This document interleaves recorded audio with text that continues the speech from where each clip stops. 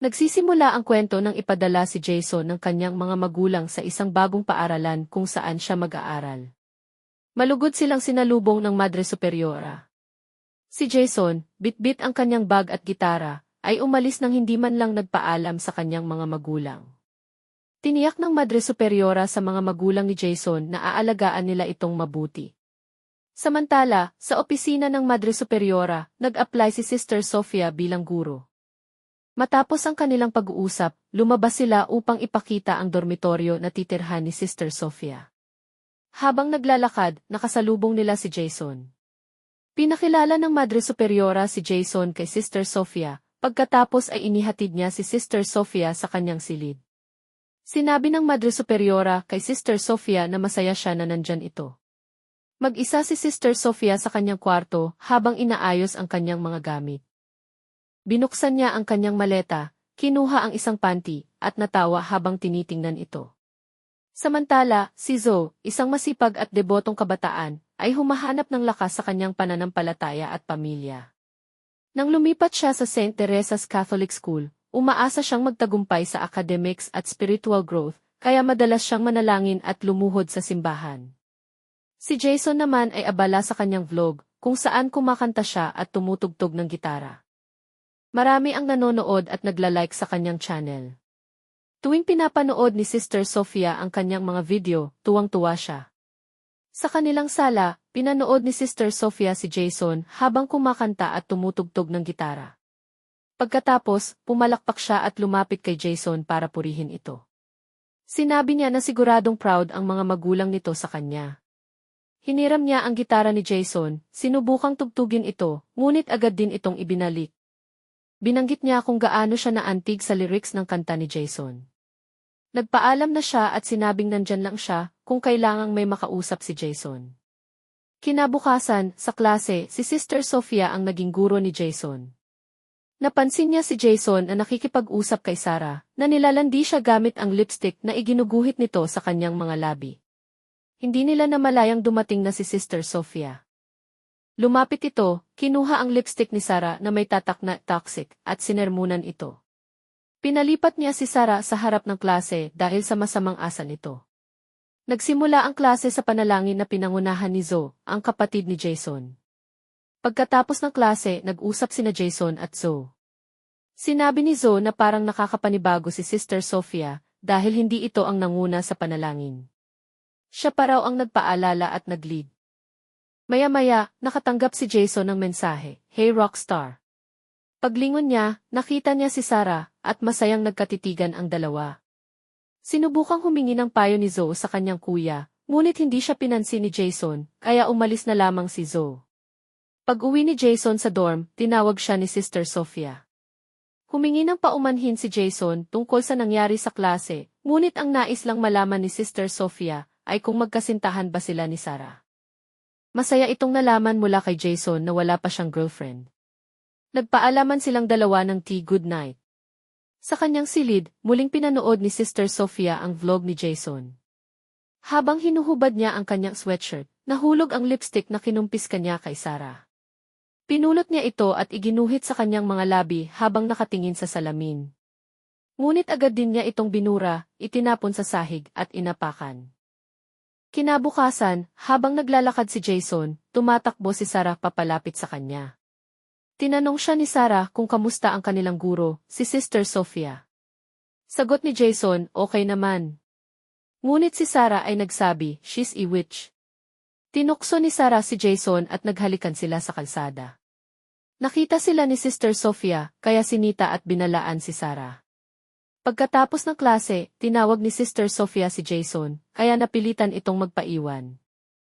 Tinanong ni Sister Sofia si Jason dahil pinaghihinalaan niyang hindi ito seryoso sa kanyang relasyon matapos makita itong nakikipaghalikan kay Sarah.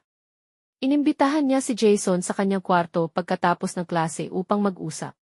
Kinagabihan, nagpunta si Sister Sofia sa kanyang kwarto, nagpalit ng damit pang tulog, iniwang bahagyang bukas ang pinto, at naglagay ng headphone upang makinig ng musika. Pagdating ni Jason sa pintuan, napansin niyang nakabukas ito at nasilip si Sister Sofia na naglalagay ng lotion sa kanyang katawan. Napako ang tingin ni Jason, ngunit sa huli ay nagpasya siyang hindi na tumuloy at umalis na lang. Alam ni Sister Sofia na nakita siya ni Jason, kaya't siya'y napangiti. Nang gabing iyon, hindi makatulog si Jason dahil iniisip pa rin niya ang nakita niyang katawan ni Sister Sofia. Naging masyadong malikot ang kanyang imahinasyon, iniisip niyang nagkaroon sila ng mas malalim na relasyon. Kinabukasan, nagkasalubong sila ni Sister Sofia. "You're a bad boy," biro ni Sister Sofia, "hindi ka pumunta sa kwarto ko." Nagsorry si Jason at sinabing nakalimutan niya. "Sinungaling ka," sagot ni Sister Sofia ng may ngiti, pero sa susunod na lang, at umalis ito. Sa weekend, dumalaw ang pamilya ni Jason upang sunduin siya pauwi. Sa hapunan, pinag-usapan nila ang plano ng pamilya na pumunta ng Europe, ngunit hindi interesado si Jason kaya't nagpaalam siya. Nagpunta siya sa pool at tinugtog ang kanyang gitara. Nagkataon namang nadaan si Sister Sofia, at nang marinig ang musika, huminto siya at bumaba ng sasakyan. Pinanood niya si Jason mula sa malayo habang tumutugtog. Habang tumutugtog si Jason, tumawag si Sarah sa kanya at inimbitahan siyang magkita, ngunit tumanggi si Jason. Narinig ito ni Sister Sofia, na ikinagalit niya. Bumalik siya sa kanyang sasakyan, uminom ng whiskey, at pinag-isipan ang kanyang nararamdaman tungkol kay Jason at Sarah. Kinagabihan, pumunta si Sister Sofia sa dorm nila Sarah at Zoe. Habang papasok siya, napansin siya ni Mother Superior at sinundan siya. Sa loob ng dorm, lihim niyang nilagyan ng marijuana ang aklat ni Sarah. Paglabas niya, hinarang siya ni Mother Superior at tinanong kung bakit siya naroon. Paliwanag ni Sister Sofia, binabantayan lamang niya ang mga estudyante dahil may suspetsa siyang may nilalabag sa mga patakaran. Sinabihan siya ni Mother Superior na iulat agad ang anumang problema. Kinabukasan, sa klase, binuksan ni Sarah ang aklat at natuklasan ang marijuana. Agad siyang inireport ng guro, kaya't nasuspindi siya. Dahil dito, nagsagawa ang administrasyon ng inspeksyon sa lahat ng dorm. Natagpuan ang isang bote ng whiskey sa ilalim ng kama ni Jason, na palihim na inilagay ni Sister Sofia. Sa una, natakot si Jason sa magiging reaksyon ng kanyang mga magulang. Ngunit iminungkahi ni Sister Sofia na bigyan siya ng pangalawang pagkakataon at gawing parusa ang pananatili sa eskwelahan upang magsagawa ng mga gawain. Pumayag sina Father John at Mother Superior, kaya't nagpasalamat si Jason kay Sister Sofia. Habang naglalakad sina Father John at Sister Sofia sa campus, tinanong ni Father John kung kailan niya naramdaman ang calling na maging madre. Sinabi ni Sister Sofia na nagsimula ito nang marinig niya ang isang awit mula kay Jason. Ngunit ang hindi alam ni Father John, si Sister Sofia ay nagtatago ng madilim na lihim. Pinatay niya ang tunay na Sister Sofia White at inangkin ang kanyang pagkakakilanlan upang makapasok sa eskwelahan. Sa weekend, nanatili si Zoe upang bantayan si Jason. Habang gumagawa si Jason ng mga gawain sa hardin, sumama si Sister Sofia at sinubukang akitin ang atensyon ni Jason. Napansin ni Zoe ang kakaibang kilos ni Sister Sofia, tulad ng bahagyang pagbukas ng kanyang damit upang makita ang kanyang dibdib. Isang gabi, habang natutulog si Jason, pumasok si Sister Sofia sa kanyang kwarto, kinuha ang kanyang cellphone, at itinago ito na nakarecord. Nang magising si Jason at makita siya, tinukso siya ni Sister Sofia, at nauwi sila sa pagiging masyadong malapit sa isa't isa, habang lihim na nare-record ito sa cellphone. Kinabukasan, nagkita ulit si Sister Sofia at Jason. Kinamusta siya ni Sister Sofia dahil mukhang kabado si Jason. Sinabi ni Sister Sofia, "It's okay," at ipinaalala na siya ay naiiba, kaya't sinabi niya kay Jason na huwag ipagsabi ang nangyayari sa kanila, lalo na sa kanyang kapatid na si Zoe. Pagkatapos nito, umalis na si Jason upang mag-agahan, samantalang si Sister Sofia ay dumiretso sa kwarto ni Jason. Pumasok siya, kumuha ng damit at inamoy ito. Biglang pumasok si Zoe, kapatid ni Jason, at tinanong kung ano ang ginagawa ni Sister Sofia sa kwarto. Sinagot ito ni Sister Sofia na siya ay doing her rounds. Tinanong din niya si Zoe kung bakit siya naroon dahil bawal ang babae sa dormitory ng mga lalaki. Paliwanag ni Zoe, nag-aalala lamang siya para sa kanyang kapatid kaya't pinuntahan niya ito. Umalis si Zoe at sinabi kay Jason ang nangyari. Dito nagsimula ang problema. Sa unang linggo ni Zoe sa St. Teresa's, nahirapan siyang mag-adjust. Mahirap ang curriculum at strikto ang ibang madre. Ang tanging comfort niya ay ang kanyang kuya na si Jason, isang artist na nag-aaral sa kalapit na kolehiyo. Madalas siyang dalawin ni Jason upang magbigay ng suporta. Kinabukasan, pumunta si Jason sa confession room ng simbahan upang mangumpisal. Sinabi niya ang kanyang pagkakamali noong linggo. Pagkatapos niyang magsalita, lumabas ang ipari, ngunit hindi ito pari kundi si Sister Sophia, na lumipat sa confession room kung saan si Jason nakaupo. Kumandong siya kay Jason at hinalikan ito. Muling nangyari ang maiinit nilang pagtatagpo. Classroom, pagkatapos ng klase, tinawag ni Sister Sophia si Zoe at pinakita ang test result nito, na nakakadismaya raw. Nagulat si Zoe dahil kampante siyang pasado siya. Binigyan siya ng isa pang pagkakataon ni Sister Sophia upang mag-test muli at nagpasalamat si Zoe. Gumawa ng plano si Sister Sophia, inilatag niya ang answer key sa mesa at umalis. Bumalik si Zoe sa classroom at nakita ang answer key. Biglang dumating si Sister Sophia at nakita si Zoe na tumitingin sa sagot. Sinabi niyang si Zoe ay nandaraya, kaya't dinala siya kay Mother Superior at sinuspinde si Zoe. Samantala, pumunta si Jason sa confession room at inamin ang lahat ng kanyang pagkakamali. Biglang lumabas si Sister Sophia, pumatong sa kandungan ni Jason, at muli silang nagtalik. Kinabukasan, dumating si Bishop Riley upang kausapin si Mother Superior tungkol kay Sister Sophia. Sinabi ni Mother Superior na si Sister Sophia ay strikto sa convent. Habang nag-uusap ang dalawa, nagligpit ng gamit si Sister Sophia at nagmamadaling umalis. Sinubukan siyang tawagin ni Mother Superior, ngunit nagdahilan si Sister Sophia na may mahalagang lakad. Nakauwi na si Jason para sa kanilang weekend break. Nasa kwarto na siya, nakahiga, nang makatanggap siya ng text na nag-aanyaya sa kanya sa isang party at sinabihang magdala ng gitara. Kinagabihan, nasa labas ng bahay nila Jason si Sister Sophia, nakikinig ng musika habang sakay sa kotse, naghihintay na lumabas si Jason. Habang naghahapunan, nagpaalam si Jason sa kanyang mga magulang para sa party. Tumutol ang kanyang ama at sinabihang manatili na lang sa bahay at mag-aral. Nagkaroon sila ng argumento hanggang sa nagdesisyon si Jason na umalis ng bahay. Sinubukan siyang habulin ni Zoe para kausapin, ngunit hindi siya pinakinggan. Tuluyan nang umalis si Jason papunta sa party at sinundan siya ni Sister Sophia. Napansin ni Zoe ang itim na kotse at kinuha ang plate number nito. Pagdating sa party, nagkita si Jason at Sarah, ang nag-imbita sa kanya. Nag-one shot sila ng inumin at niyaya ni Sarah si Jason sa kwarto. Naghalikan ng dalawa, ngunit naalala ni Jason ang nangyari sa kanila ni Sister Sophia. Huminto si Jason at sinabi kay Sarah na hindi niya magagawa ito. Nagpaalam siya at umalis, sinundan ni Sarah habang tinatawag siya, ngunit nagpatuloy si Jason sa paglalakad habang umiinom ng beer mula sa bote.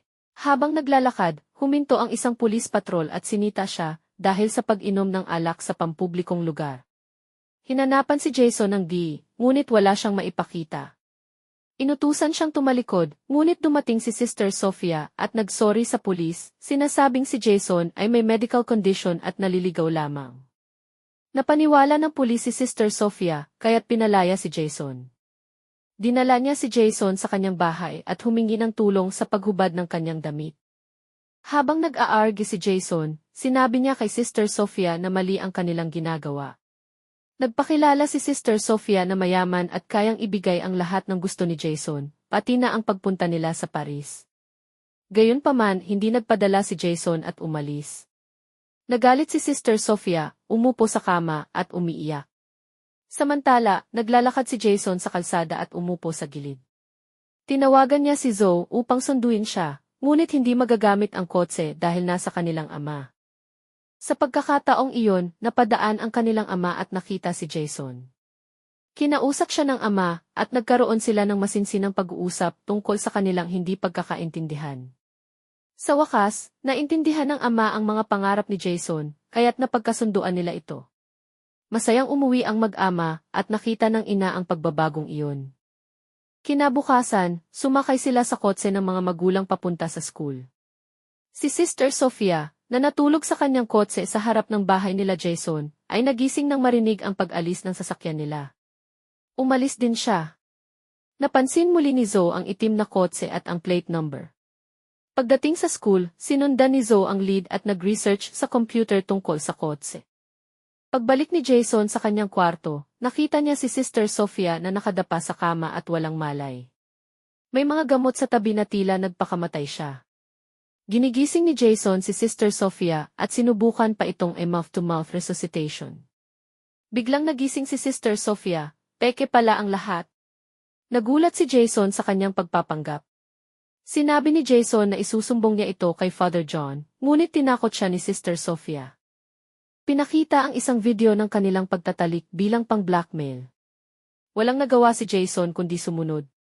Tinawagan siya ni Zoe upang sabihin ang nalaman tungkol sa sasakyan ni Sister Sofia, ngunit pinigilan siya ni Jason. Ipinaliwanag niyang may banta si Sister Sofia at kailangan nilang mag-ingat. Sinabi niya kay Zoe na kung mahal niya ang kanyang kapatid, susundin niya ito. Sa huli, nakinig si Zoe.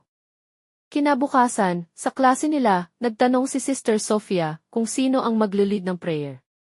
Nagtaas ng kamay si Zoe, ngunit si Jason ang itinuro ni Sister Sofia. Sinimulan ni Jason ang panalangin. Habang nagaganap ito, napansin nilang nasa pintuan ang kanilang Mother Superior. Pagkatapos ng prayer, pumasok ito at inanunsyo na si Sarah ay muling sasali sa klase matapos ang kanyang suspension. Pagkatapos ng klase, kinausap ni Sarah si Jason, pero hindi siya pinansin nito.